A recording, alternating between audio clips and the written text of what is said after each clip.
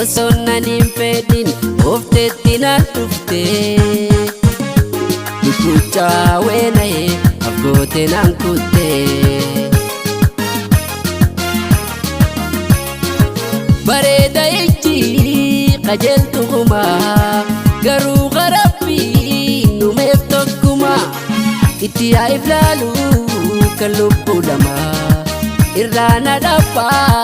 amanin tamma itti aiflalu kalubbu lama jalana dappa amanin tamma sabontumani na sente nafa kechi surafi abjunna tufa kopa pilashi barenne bifa irbunsi kabe wakafi lafa farda yada leta ya batengu dufa yominda wote siku sikingu dufa hana pisi fis nguyane dufa siwal damne na papa duanolu defa hana pisi fis nguyane dufa siwal dabuna papa duanolu defa hana pisi fis